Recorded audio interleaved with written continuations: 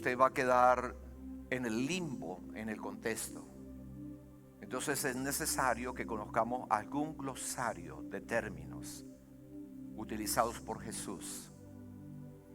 Y le voy a decir algo interesante. Voy a hablar acerca de 10 palabras solamente. Alguien me dijo, usted va a dar el mensaje de las... Eran las 7 palabras, ahora le aumentamos... No, mentira. Palabras que comenzaron a oírse, nunca se habían escuchado con la venida de Jesús. Palabras nuevas. Nadie la había escuchado antes. Interesante eso, ¿no? Quiero que veamos la importancia que tiene la palabra que predicamos y lo que Jesús trajo. Porque era algo tan poderoso, tan innovador, que Jesús trajo consigo un lenguaje. Y ese lenguaje tenemos que conocerlo. Es más, el autor del libro de los Salmos, bueno, en este caso estoy hablando del Salmo 19, versículos 1 y 3 al 3. David, viviendo unos 1000 años antes, él estaba pensando y viviendo la realidad de un reino, pero él no tenía lenguaje.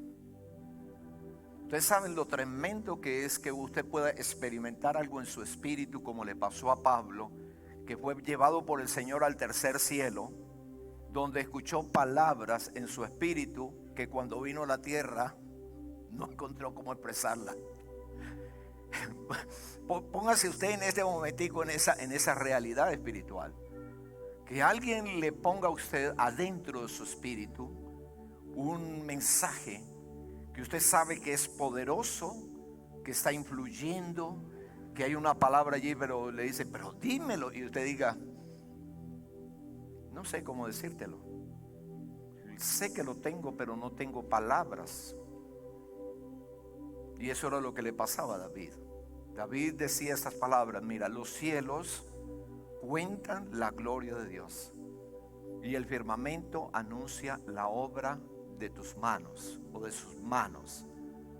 Se ha descubierto, y ustedes pueden buscarlo en el archivo de Google, acerca del mensaje de Dios en los cielos, cómo está todo escrito a través de las constelaciones, cómo están allí escrito todo el mensaje, el misterio del evangelio está escrito, cómo ahí habla de una virgen, cómo habla de todo lo que conocemos como el plan perfecto de Dios.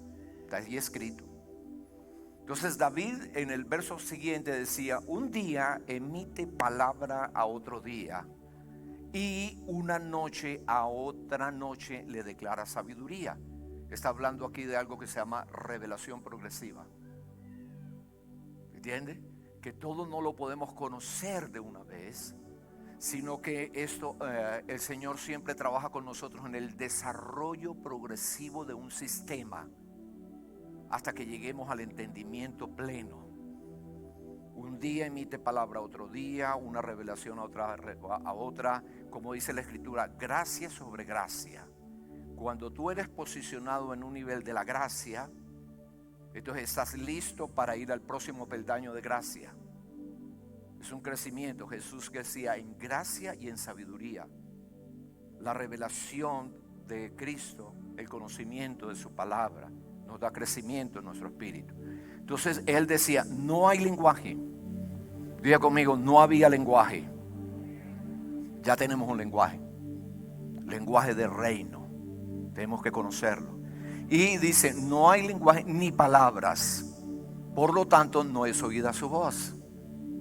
Si usted no entiende claramente el lenguaje, usted va a transferir mal la idea.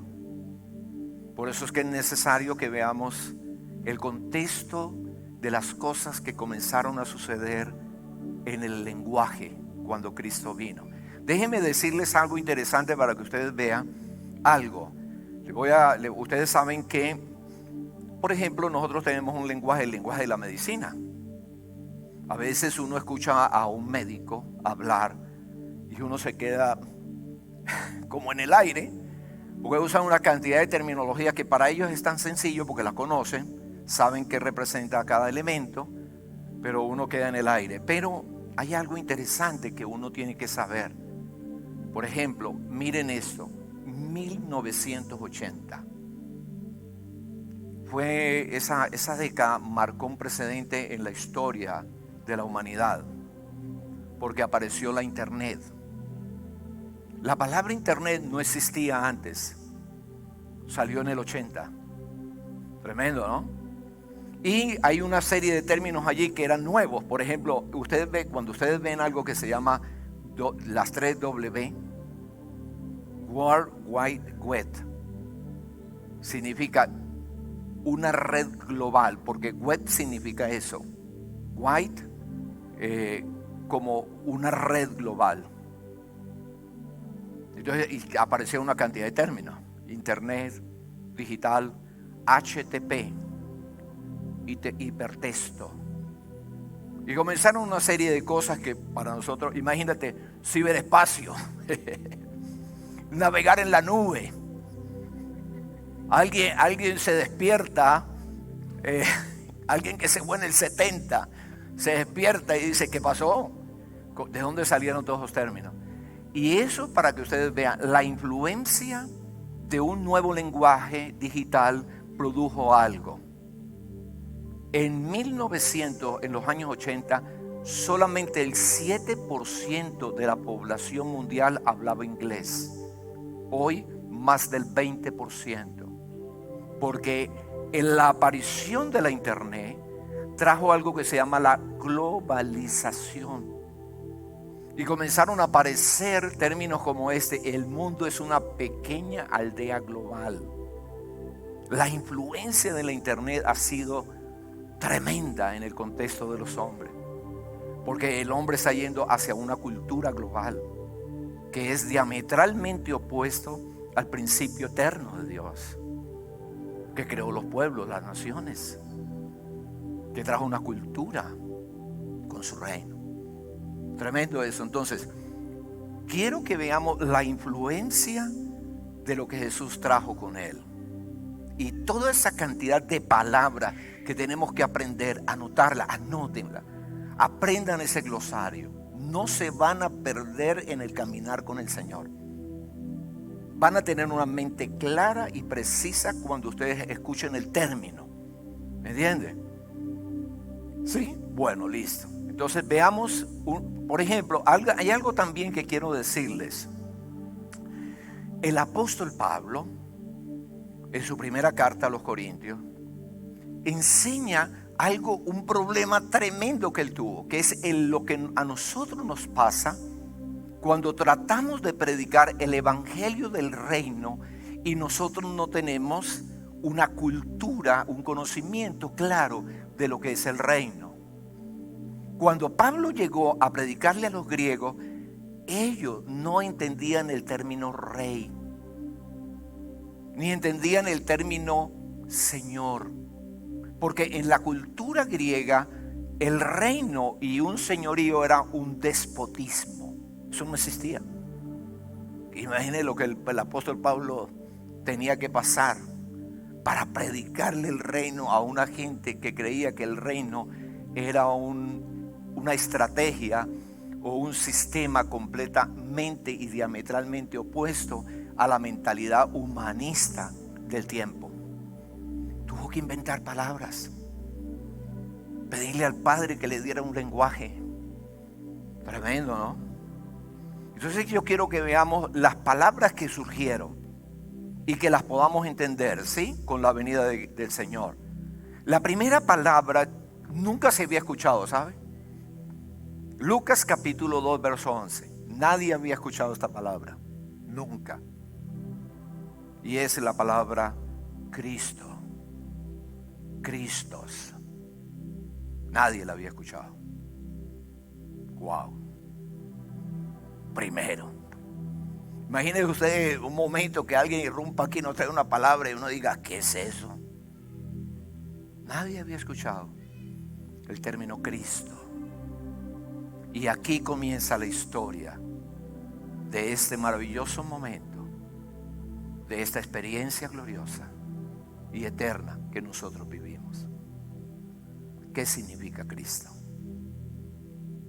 Es el principio de todo. El conocimiento auténtico. De aquí, si no conocemos esta palabra, el resto nunca lo entenderemos. Es el ABC de todo nuestro conocimiento. ¿Qué es Cristo? Cristo es un misterio revelado. Espíritu Santo, ayúdanos a entender ese misterio. Si Él no nos revela el misterio de Cristo, no podremos seguir más adelante y todo lo vamos a tergiversar. No podremos entender el resto de las cosas. Por lo tanto, yo quiero, ¿por qué no nos ponemos de pie un momentico? Aquí es donde viene la parte. Cristo, un misterio revelado. Imagínense que Cristo es llamado el postrer Adán.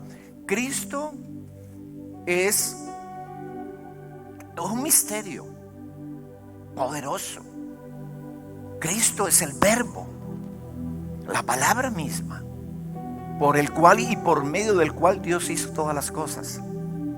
Cristo fue la fuente donde el Padre creó todas las cosas.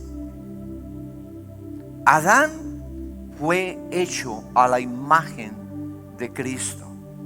Por eso que cuando Adán pecó, no solamente Dios ha podido hacer esto, mire lo que pasó, que ese es el glorioso misterio, que cuando Adán pecó, Adán corrompió la imagen, el molde. ¿Qué le parece a usted? Porque Adán provenía de Cristo y Adán corrompió el molde y Dios ha podido dejarlo y hacer esto, decir, bueno, Adán, te di una oportunidad. O como yo he escuchado, perdón, no hago alusión a nadie, he escuchado por allí, hay un término que se ha puesto muy de moda: no doy segundas oportunidades. Y yo digo, bueno, gloria a Dios por aquellos que no dan segundas oportunidades. Dios nos dio la segunda, porque cuando Adán pecó, Dios dijo, no te voy a dejar como estás, voy a hacer que el molde se identifique contigo, muera, resucite y te dé una nueva vida. Ajá, Cristo. Wow, su nombre poderoso. Adán, hay algo que reflexiono en esto. ¿Sabes? El principio de la familia. Después vamos a hablar de ello. Pero Adán, ¿sabes cuál fue el gran problema de Adán? Que Adán nació sin familia. No tenía un padre a quien honrar.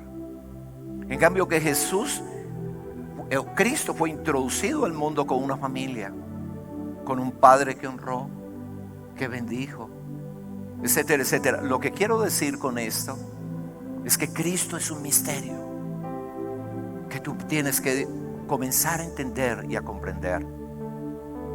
Y es este momento que nosotros queremos pedir al Espíritu Santo que nos permita vivirlo. Y yo sé que tú lo vas a experimentar. Sabes, Cristo es el misterio que Dios constituyó a su Hijo como la cabeza y a nosotros nos hizo su cuerpo. Tremendo. Que cuando nos reunimos aquí, en este momento, eso no tiene que ver con nada que nosotros hayamos hecho. Eso tiene que ver es con una palabra determinante y un decreto de Dios que dijo, donde están 2 o 3 reunidos en mi nombre, ahí yo estoy.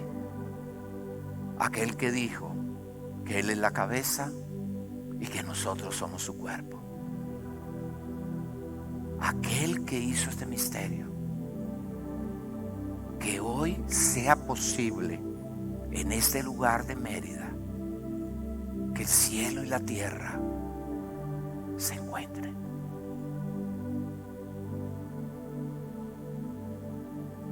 Que tú puedas experimentar la vida resucitada de Cristo en ti. Cierra tus ojos. Es tu palabra. La disfrutamos. Disfrutamos tu vida. No la vida de debilidad de Jesús de Nazaret. Disfrutamos la vida de aquel que murió, resucitó, sentado en la diestra de la majestad en las alturas y viviendo en este cuerpo, su cuerpo. Trae tu vida.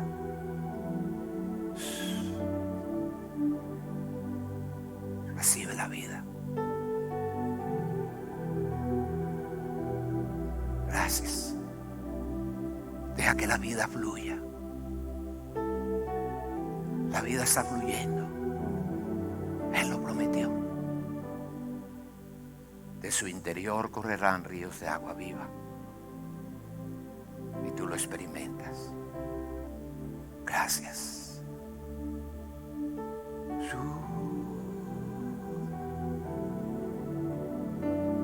Qué hermoso, Señor. Tú que habitas en nosotros. Gracias. Tú fluyes. Te experimentamos. Gracias. Experimenta esa vida. La vida increada del Dios eterno. Gracias. Hermoso momento. Aleluya. Gracias.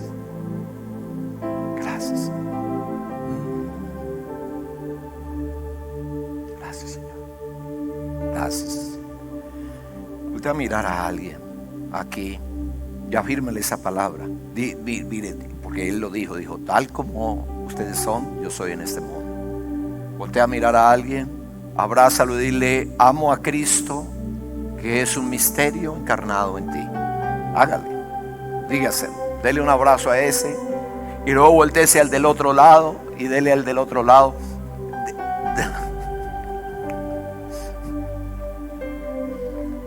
Y dáselo. Y dile que le ama. Y mire, no me dejen a nadie sin recibir un abrazo. Que sea Cristo. Gracias. Sí. Gracias, Cristo. Gracias, Cristo.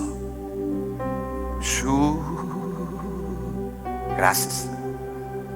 Gracias. Aleluya. Vivimos en Él,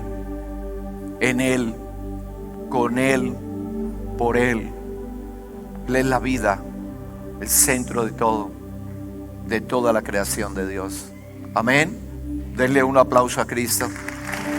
Gracias. Cristo. Gracias. Tomen asiento, porfa. Gracias. Gracias. ¿Listo? Ahora hay otra palabra nueva que nosotros tenemos que entender con toda profundidad, y es la palabra evangelio. Evangelios. ¿Qué significa la palabra evangelio? Dijimos buenas nuevas, sí o no, pero resulta que el término, ya hemos definido eso.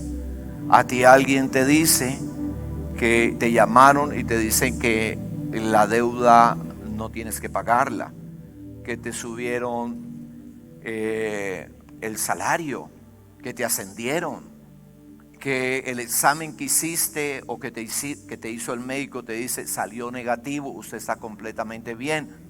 Eso posiblemente son buenas noticias. Pero el término utilizado aquí significa aparición de un nuevo modelo de vida. Eso fue lo que Jesús trajo. No unas buenas noticias cualquiera. Trajo un nuevo modelo de vida. Era un estilo, un nuevo sistema de vida. Es más, para que ustedes sepan, y esa palabra es nueva. Jesús la trajo. He venido a predicar el evangelio del reino de los cielos. Posteriormente, un tiempo después, se consiguió un escrito que César, aquel que gobernaba el imperio romano, trató de escribir su propio evangelio, porque él entendió lo que realmente era evangelio, un sistema de vida. Amén. Un nuevo modelo. Entonces tenemos que entender eso, que es evangelio, un nuevo modelo de vida, con principios, valores. ¿Y de dónde era ese evangelio? Entonces dice, el evangelio del reino de los cielos. Entonces figura, te trajo otra cosa, otra palabra, la palabra Basilea. Se conocía el término Basilea porque hablaba de reinos. Pero ahora Jesús está hablando de un reino que proviene de un lugar que se llama el cielo. O sea, no era cualquier reino, sino el reino de los cielos. Y nos enseñó cuál es. Entonces aparece la siguiente palabra. Figúrate, entonces viene evangelio del reino de los cielos. Y como aparece evangelio del reino de los cielos, aparece una nueva palabra, que es la palabra eclesía. La palabra eclesía era una palabra nueva. Nadie la había escuchado en los términos religiosos. Era una palabra que ya estaba acuñada. Y Jesús la utilizó cuando Pedro y sus discípulos se acercaron a él con la revelación de Cristo. Ustedes recuerdan que él les preguntó, ¿quién dice la gente que soy yo? Y unos de los que estaban ahí dijeron, unos dicen que eres Jeremías o alguno de los profetas. ¿Y ustedes quiénes dicen? Y Pedro dijo, tú eres Cristo. Y por lo tanto, como tuvo la revelación de la primera palabra, entonces le dijo, te voy a revelar la palabra pesada. Eclesía. ¿Qué era eclesía? Eclesía no era algo que utilizaban los judíos. Eclesía era una palabra que definía una estrategia de colonización. Un hombre llamado Solón, griego, un sabio, venerado de los griegos, estratega militar. Ustedes saben que los griegos en aquel momento tenían una mentalidad de expansión global. Y ellos utilizaban el término eclesía como la estrategia que ellos utilizaban para llegar a algún lugar y convertir la cultura en una cultura griega. Utilizando para ello el lenguaje griego, la filosofía griega, la religión griega, porque ellos tenían una religión llamada la mitología, la ciencia, la educación y la transferencia de una cultura. Y así ellos fueron llenando el mundo entero hasta nuestros días, ¿no? Pero ustedes recuerdan que hubo un muchacho, un joven de 30 años, llamado Alejandro Magno, griego, conquistador, que a los 30 años estaba deprimido porque no encontraba, bueno, él no era griego, él era macedonio, pero operaba en nombre de los griegos.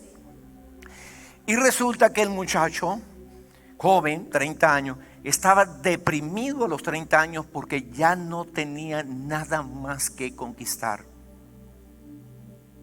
Todo el mundo estaba bajo el imperio griego a través de una estrategia llamada iglesia.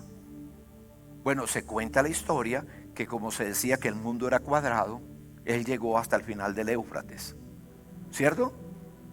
Y entonces dijo, bueno, un momentico, ya va, ya, si de aquí del Éufrates, ustedes me esperan aquí, voy a atravesar el Éufrates. Y si me voy al vacío, me voy al vacío. Pero no voy a quedarme en este término de mediocridad. Voy a intentar conquistar todo lo que haya hasta el abismo. Y ustedes saben que no fue así. Siguió su proceso de conquista. Jesús utilizó ese término. Y eso nos define algo para que entendamos nuestra mentalidad, que la iglesia no es una organización religiosa, sino el lugar donde Dios ha puesto su reino, para que el reino colonice la tierra con los valores y estándares del cielo, como en la tierra, aquí en la tierra, como en el cielo. Padre, que tu voluntad se haga en el cielo o en la tierra como en el cielo. Venga tu reino. Y entonces aprendemos lo que es el término iglesia. La iglesia no es una institución religiosa. Por lo tanto, eso te convierte a ti no solamente en un creyente, te convierte en un embajador. Amén. Amén, amén. Dile a tu vecino, declaro lo que soy un embajador. Y eso te dice a ti que en el lugar donde estás, tú eres un representante del cielo en la tierra. Amén. Amén. Y que tienen la autoridad. Por eso Jesús dijo, cuando ustedes lleguen a un lugar, digan paz. Y la paz del reino ha llegado a ese lugar también. Amén. Embajadores del reino. Ustedes son la influencia. Ustedes son el recurso divino para traer la transformación y su cielo a la tierra. Ustedes son eso. En el lugar donde Dios los puso. ¿Ok? ¿Listo? Den ese fuerte aplauso para el rey. Listo. Vamos bien. Nos aparece otra palabra. Entonces aparece la palabra sotería. Soteria. ¿Sabe qué significa? Esa palabra nueva, griega, significaba salvación. La salvación. Claro, porque Él trae su reino y un hombre en el estado donde estaba no podía entrar en el reino. Entonces Jesús vino consigo y trajo la salvación, fue a la cruz para pagar el precio de nuestros pecados y hacernos salvos. Amén. ¿Ustedes no creen que eso es maravilloso? ¿Por qué no le damos un aplauso al rey? Salvación, sotería. Colosenses capítulo 1, versículo 13, por favor. Miren que esto es interesante. La palabra sotería. Yo creo que ahí viene la palabra suerte, ¿no era? Pero la palabra significa sanidad, libertad.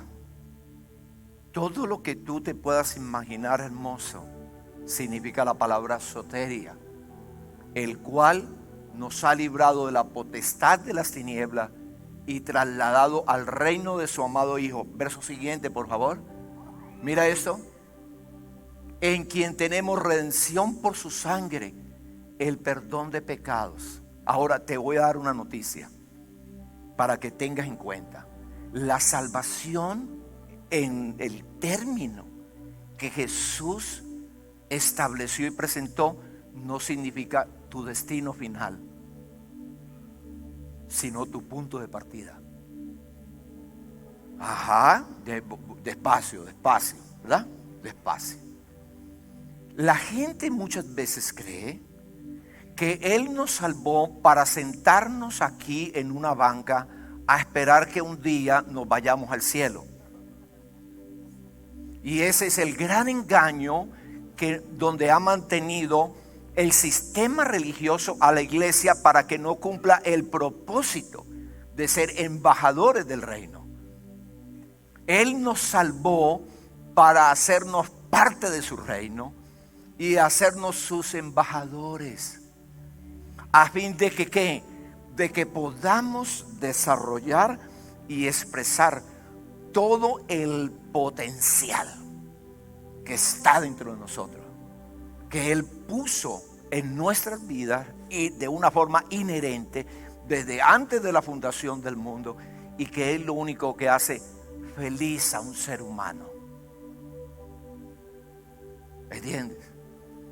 Tremendo. Entonces, la salvación no es tu destino final. Tu destino final no es el cielo, disculpa, ya tú lo tienes. Tu destino final no es irte a la vida eterna. Cuando fuiste salvo, ya tienes la vida eterna. ¿Ves? Listo, entonces tenemos que entender estas nomenclaturas del reino. Porque si no, no vamos a entender el reino. Y seguimos entonces en la misma posición con nuestra mentalidad cerrada a ello. Amén. Dele un aplauso al rey y diga: soy salvo para un propósito. Me salvó para un propósito. Por eso es que cuando Pedro cayó de rodillas y dijo: Señor, apártate de mí que soy un hombre pecador, le dijo: no te preocupes, Pedro, nunca me apartaré de ti porque eres un hombre pecador. Es más, ven conmigo y haré de ti un pescador de hombres. Porque solo tu llamado, el reconocimiento de tu llamado, podrá darte el conocimiento real de la razón por la cual existes. Qué hermoso. Ahora, esto nos lleva a otra palabra, ¿sí o no? ¿Ven que eso es un sistema? Es un sistema. Y nos lleva entonces a la otra palabra que se llama... pero vengan acá un momento. Hay una palabra nuevecita, ¿saben? Que aparece ahí con el evangelio. Es la palabra bienaventurado. ¿Tú sabes lo que significaba la palabra Macario? La palabra Macario, cuando a alguien le decía Macario, decía: wow, este tipo es un suertudo. En otras palabras, se ganó la lotería. Y por eso Él nos llama a nosotros bienaventurados, porque hemos recibido nada que nosotros mereciéramos. Amén. Entonces esa es la maravillosa bendición que tenemos de todas las cosas. Nadie es bienaventurado fuera de Él. Tú eres un bienaventurado. Te ganaste la lotería. Ibas caminando y de repente te conseguiste un tesoro. Y eso es lo que significa Macario, bienaventurado. Tú sabes lo que traduce del griego al español Macario.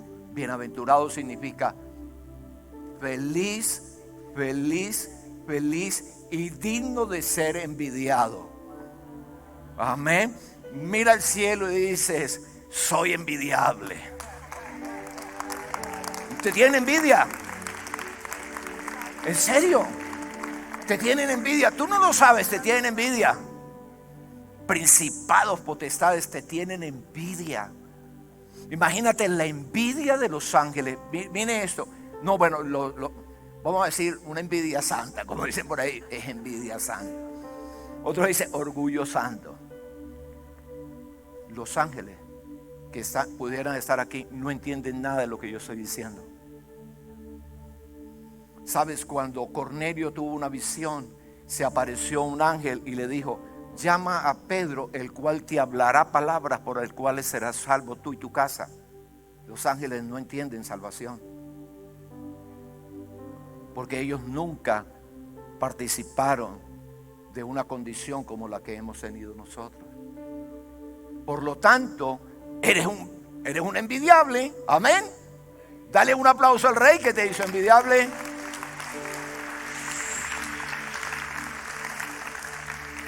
Aquí entonces aparece otra palabra. ¿Cuál es la palabra? La palabra metanoia. Metanoia. Era una palabra nuevecita, Porque existía una palabra que se traducía para arrepentimiento en el hebreo, pero era más bien lo que descubrimos ahora cuando apareció el reino, que la gente en el Antiguo Testamento no conocía arrepentimiento, conocía remordimiento. Remordimiento. Y mucha gente cree eso, que arrepentimiento es remordimiento.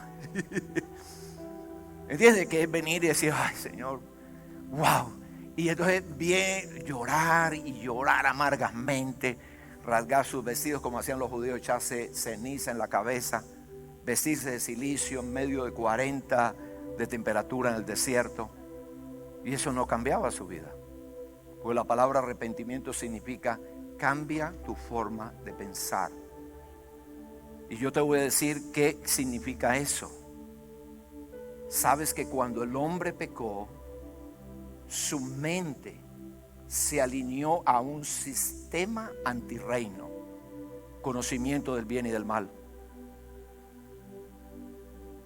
Tremendo, ¿no? Conocimiento del bien y del mal. Todos tenemos esa aquí. Ay, el que diga, no, yo no, entonces no naciste. Porque es una descendencia, es una herencia generacional que tenemos de tener una mente condicionada al conocimiento del bien y del mal. ¿Sabes? El primer hombre vivía fuera de esa dimensión. Por lo tanto, lo que quiere decir es, cambia esa forma absurda de pensar, de vivir juzgando las cosas desde tu mente. Y el apóstol Pablo dijo, se la voy a poner más sencilla. Tú tienes la mente de Cristo. Escúchame esto. El que vive juzgando y viviendo la vida en cuanto al bien y al mal, siempre está bajo un sistema de pecado. Porque tú siempre terminas haciendo lo que juzgas. Wow. Dígale a su vecino, wow. Diga, pero tengo la mente de Cristo. Dele un aplauso al Rey.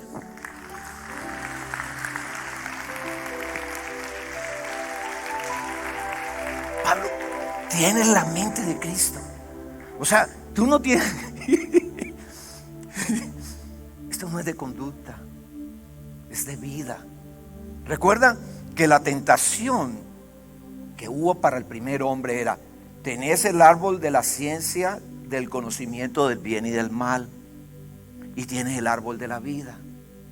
Si tú comes de este, te va a morir, te va a matar. La palabra dice, Pablo decía, la ley me mató. La ley te mata. La ley te mata. Es más, te voy a dar ahora un secreto de medicina antienvejecimiento, para que tú lo sepas. Tú sabes algo que está comprobado científicamente, que ahora, el principio, antes de hablar del principio, la Biblia dice, la ley produce ira. Y cuando tú te airas, tu organismo produce secreciones químicas que se liberan en tu cuerpo. Y ellas jamás tu cuerpo las puede desechar, sino que comienzan a hacer una acción profunda, invasiva en tu cuerpo, y comienzan a deteriorarse las células. O sea, en otras palabras, la ira te envejece, la gracia te rejuvenece. Dice, por eso yo tengo la mente de Cristo, una mente que vive en eternidad. Comienzo a jugar las cosas, ¿cómo las ves? ¿Cómo las ves? ¿Cómo las ves tú, Señor? Esa es la forma de vivir la vida. Entonces cambia tu forma de pensar. ¿Entiendes? Amén. Aplauso para el Rey.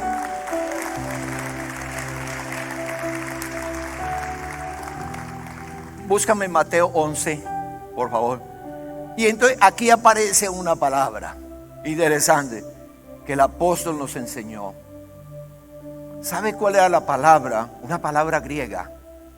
Que ahí no la usamos. No la palabra lambano. Lambano. ¿Qué significa esa palabra? Ahora vamos a hablar de algunas cosas importantes aquí. Vamos a entrar en la culminación. Por favor, pendiente aquí. Lambano. ¿Qué significaba la palabra lambano? La palabra lambano fue la misma palabra que utilizó Judas cuando vinieron a tomar preso al Señor. Él dijo esa palabra, dijo: a quien yo le dé el beso, ustedes lambano, lo prenden. Y eso es lo que significa esta palabra, prender. ¿Tú sabes lo que significa? La medida de la fe. Que en este reino, ¿qué pasó con Mateo? Mateo 11. Mateo 11, 12. No me escuchaste. Ah, perdón, no lo dije, qué pena. Muy bien, Mateo 11, 12. Mira esto. Escúcheme. Esta es la actitud que tú tienes que tener en fe. Hay mucha gente aquí esperando que venga de una forma ambiental un suceso que puedan decir: wow, yo estaba allí y una mano me tocó.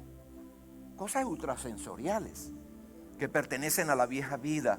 En este reino no es así. Dígale: en este reino no es así. En este reino solo los valientes lambano. Amén. Diga conmigo: soy un lambano. No lambada, lambano. Lambano. ¿Qué significa eso? Vamos, que todo lo que Dios nos ha prometido tienes que arrebatarlo. El reino sufre violencia. Amén. Si Él dijo, tú dices: es mío y lo tengo. Y Pablo decía: yo lucho para asir lambano a Cristo en mi vida. Abrázalo.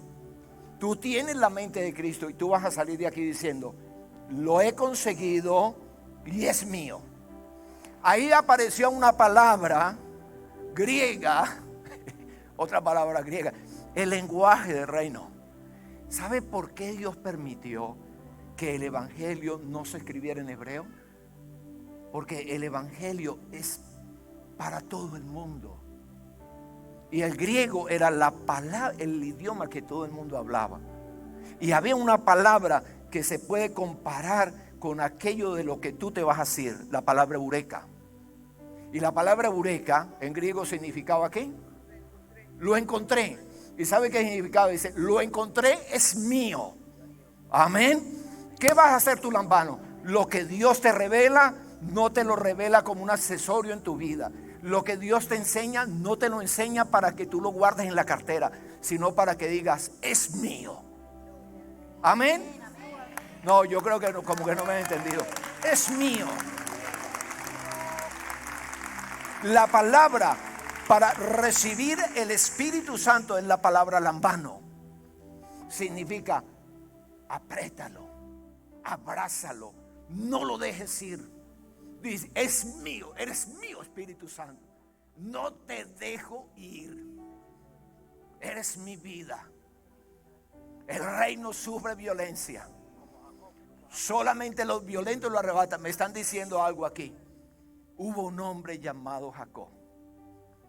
Este hombre era posesivo, tremendo, ¿no? Era vivísimo. Pero él trató de hacer algo fuera del tiempo y Dios lo permitió que nos lo enseñe, para enseñárnoslo. Se encontró con un ángel y lo apretó y lo agarró y le dijo: no te dejo ir si no me bendices. ¿Se acuerda de eso? Toda la noche, y el ángel le decía: déjame ir, no te dejo ir si no me bendices. Un ángel, ¿cómo se llamaba el lugar? Peniel, el lugar del encuentro. ¿Qué le parece?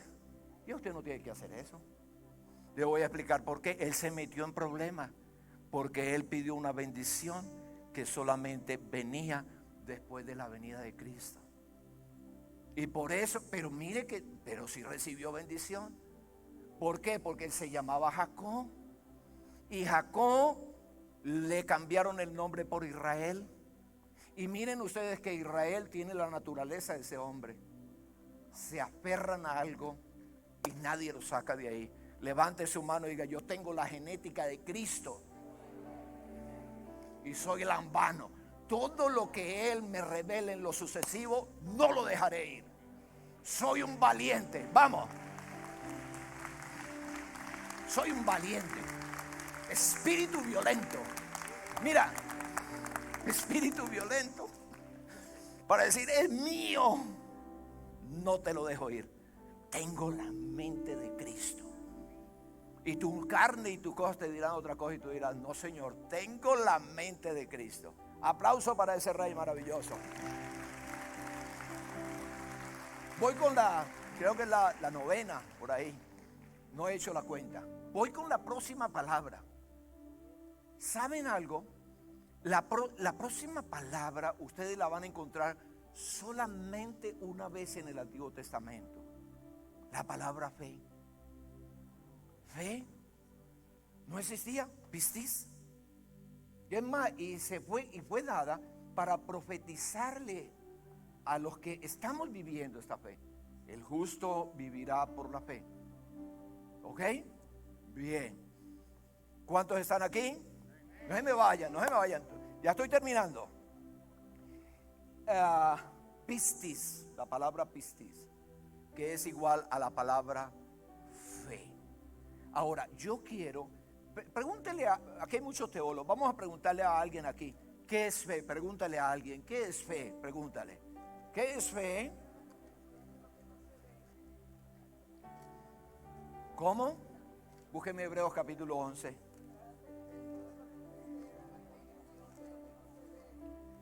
Y eso nos pasa a nosotros por no leer bien, escúcheme, por no leer bien las escrituras. Eso nos pasa a nosotros. ¿Por qué razón les voy a decir? Porque el término fe, revelado en la escritura, mire lo que dice, es pues la fe, la certeza de lo que se espera y la convicción de qué. Pero hay algo que está ahí mismo, en el mismo poquitico más adelante, capítulo 12. Dice que Jesús consumó la fe. Por lo tanto, la fe ya no apunta hacia el futuro. Porque ¿cómo vas a apuntar hacia el futuro si ya lo viste? ¿Cómo la fe que nosotros hemos concebido en nuestra mente va a hablar? ¿Qué? Me lo ajusto. ¿Cómo la fe va a ser si Jesús es el autor y consumador? Entonces, todas las figuras de fe fueron cumplidas por Jesús, y ahí aparece otra palabra griega, tetelestai, que significa consumado es. Y entonces aparece otra palabra que es la palabra herencia, pero de esa no quiero hablar ya más porque los tengo saturados hoy de un lenguaje. Les voy a hablar de la última palabra. ¿Listo? Amén. Es por gracia. Les voy a hablar de la última palabra, la palabra cariz. ¿Qué es cariz? Cariz. ¿Viene qué? Carisma. ¿Y cómo traducimos esa palabra? ¿La palabra qué? No, señor. La palabra gracia. Gracia. El regalo de Dios. Gracia. Amén. Voy a hablar un poquitico de la gracia y con esto termino. ¿Qué es la gracia? ¿Qué es la gracia? El regalo eterno de Dios. ¿Qué es la gracia? La gracia es la justicia que representa este reino. Tremendo, ¿no? Ahora les voy a hablar para cómo nosotros podemos adquirir la gracia, conocer la gracia. Yo tuve una experiencia hace algunos años atrás.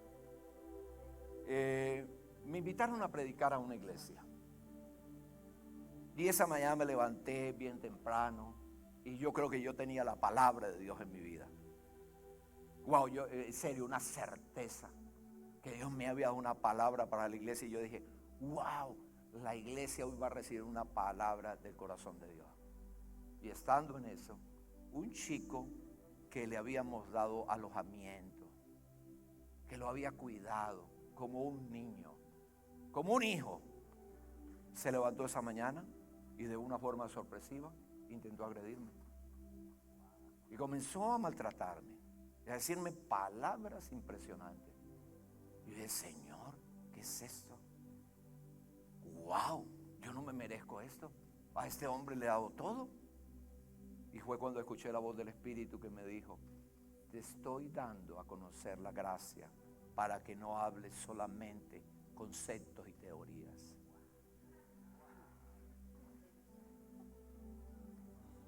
Porque la gracia no es una teoría. La gracia es una vida. Una vida. Tremendo, ¿no? Y Jesús nos salió con una tremenda. Cuando comienza a hablar de este reino, dice, estas palabras dice, si alguno te da en la mejilla izquierda, ponle la otra. Y si alguno te quiere obligar a llevar carga por una milla, ve con él 2. Wow. Y si alguno te quiere quitar la capa, dale también la túnica. Y saluda a los que no te saludan. Y bendice al que te maldiga, para que seas perfecto. Te voy a dar una buena noticia. Tu nivel de enfrentar la injusticia me muestra el nivel que tienes del conocimiento de la gracia.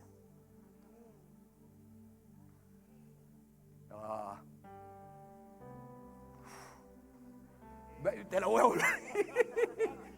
Te la voy a repetir. La atmósfera donde Dios transforma tu corazón legalista de autojusticia, que te hace creer que eres un merecedor, es la injusticia.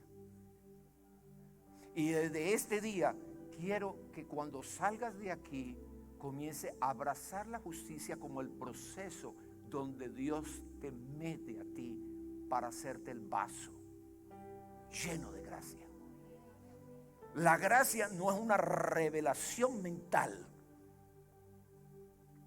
es un carácter que está en la vida de los seres humanos. Voy a hablarle a 2 personas aquí. Hablemos de 2 poderosos. A ver, alguien fíjate que nosotros admiramos mucho. David, voy a hablarle a David. David, aquí está David. Él no se llama David, pero David. Este hombre ha podido ser un amargado, lleno de amargura, resentimiento, una víctima. Pero le voy a mostrar, David, qué te pasó cuando tu mamá te tuvo en pecado. Porque David lo expresa. Dice, mi madre me concibió en pecado. Significa que su mamá, algo pasó. Luego sigo la historia, ¿sí? Luego el papá, Isaí, tu papá, cuando vinieron a ungir al rey, tenía miedo de presentarte. Se avergonzaba de ti. Y el profeta decía, ¿y dónde está David? Pero no, tu papá no decía nada de ti, porque te tenía pues escondido cuidando las ovejas de tus hermanos. ¿Qué sentiste en tu corazón? Él ha podido tener un rechazo tremendo, ¿sí o no? Y mire, y sigamos ahora hablando. ¿Qué sentías cuando tus hermanos te aborrecían y hablaban mal de ti y decían que tú eras un hombre perverso cuando venías a traerles y a bendecirlos y a servirlos? ¿Qué sentiste? ¿Qué sentiste en tu corazón? ¿Qué sentiste en tu corazón cuando tu esposa te menospreciaba y hablaba mal de ti? ¿Qué sentiste en tu corazón cuando tu hijo Absalón, el que más amabas, te quiso dividir el reino? ¿Qué sentiste?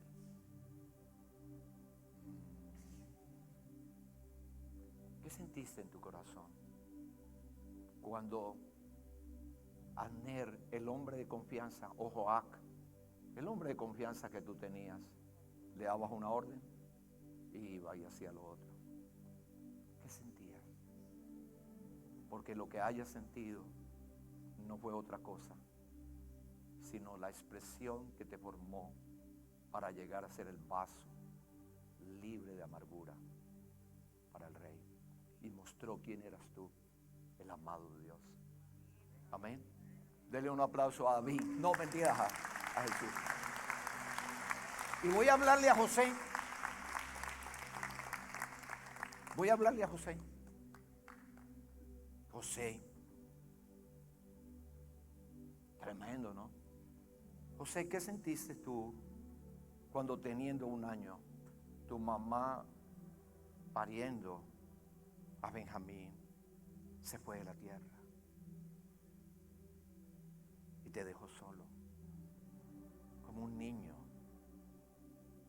¿Y qué sentías tú cuando tu papá mismo se levantó contra ti, cuando tú le dijiste: papi, tuve una visión y vi que la luna y todo se inclinaban ante mí y tú me maltrataste, papá?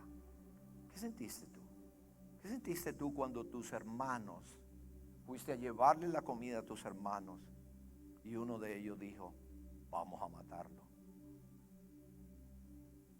¿Y qué sentiste cuando te tiraron a la cisterna y te dejaron allí por día y escuchabas que decían allá: vamos a matarlo, y agarramos el vestido de él y se lo mandamos a mi papá diciéndole que es una mala bestia? ¿Qué sentiste? ¿Qué sentiste cuando te vendieron? Un pequeño, cuando te quitaron tu traje, tu papá te había adornado. ¿Qué sentiste cuando llegaste a una tierra extraña llamada Egipto, a servir a la casa de Potifar? ¿Y qué sentiste cuando te mandaron a la cárcel por una calumnia? ¿Y qué sentiste cuando te olvidaron allá en la cárcel? Te tiraron a un depósito y te engañaron y te traicionaron la gente que ayudaste. ¿Qué sentiste?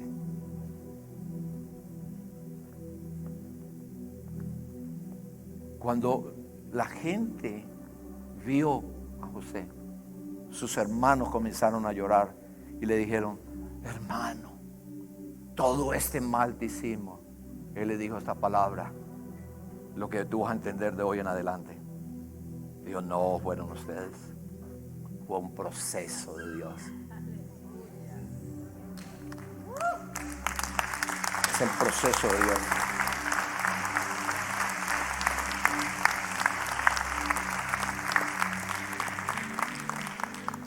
Ya no llores más. Abraza la gracia que te transforma, que te hace nuevo, libre. Te tengo una buena noticia. Todos los golpes que has sufrido en la vida son solamente una pequeña escuela que te está llevando a ser lleno de la gracia de Él. Y mira Jesús.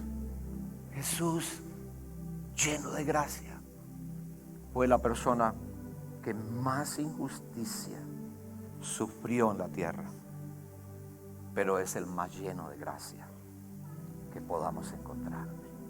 Ponte de pie, por favor. Gracias. Gracias. Cuando el apóstol Pablo, es que me gusta tanto, cuando el apóstol Pablo tenía que hacer su carta de presentación como apóstol, jamás le dijo a la gente: escúchenme, soy fundador de tantas iglesias, soy predicador. No, le dijo: les voy a comentar que soy uno que ha sido azotado 3 veces, 40 veces menos una. Soy aquel que ha sido perseguido, azotado, apedreado injustamente, pero hoy lleno de la gracia y de las marcas del Señor Jesús en mi vida. Gracias. Oh Espíritu Santo, no sé qué hacemos con esta atmósfera.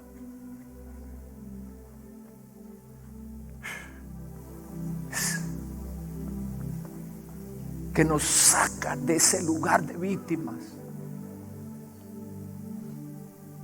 para mostrarnos que tenemos una escuela de vencedores. Gracias. Gracias. Gracias, Padre. Muchas gracias. Oh Espíritu Santo, ministra nuestro corazón. Que este es un reino maravilloso, un estilo. Por eso tú dijiste, para que sean hijos perfectos de su Padre. Gracias. Gracias, Señor. ¿Qué vas a hacer con tus heridas? Yo te doy un consejo sencillo que aprendí del maestro. Cuando aquel hombre le dijo, muéstrame las heridas, y le dijo, mira mi señal. En Jesús las heridas se convertían en señales. Todo lo que te has vivido en la tierra es solamente un pequeño proceso. No te resistas, porque Él lo está haciendo. Aleluya. Espíritu Santo, ministra a nuestro corazón. Gracias. Gracias.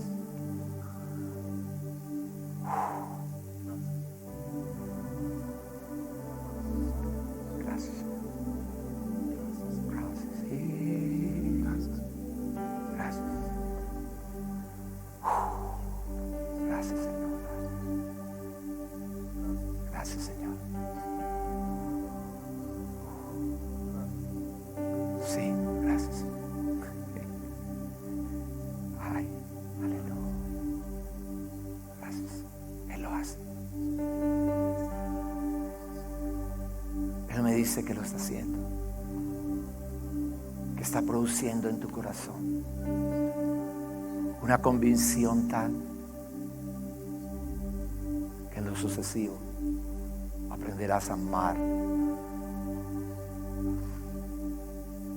a tus enemigos. ¿Sabes? Pablo, como le dieron duro, y él no tenía enemigos.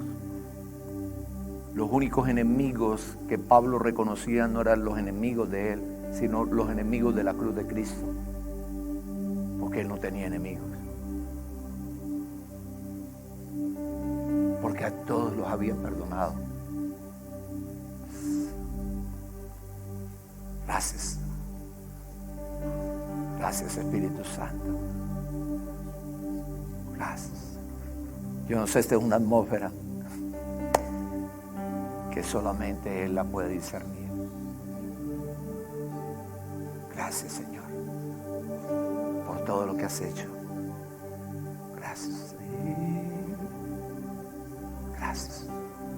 Aleluya. Gracias. Amén. Aleluya. Sonríele al Señor. Te está haciendo libre de la cautividad de ser una víctima. Te está diciendo, te he traído por un camino para mostrarte toda mi gracia y hacerte un vaso de mi gracia. Su amor es suficiente. Dale un abrazo a alguien aquí y dile, te amo, y que tus heridas se conviertan en señales. Ya no serás más un hombre herido ni una mujer herida. Serás señal donde vayas de gracia. Aleluya.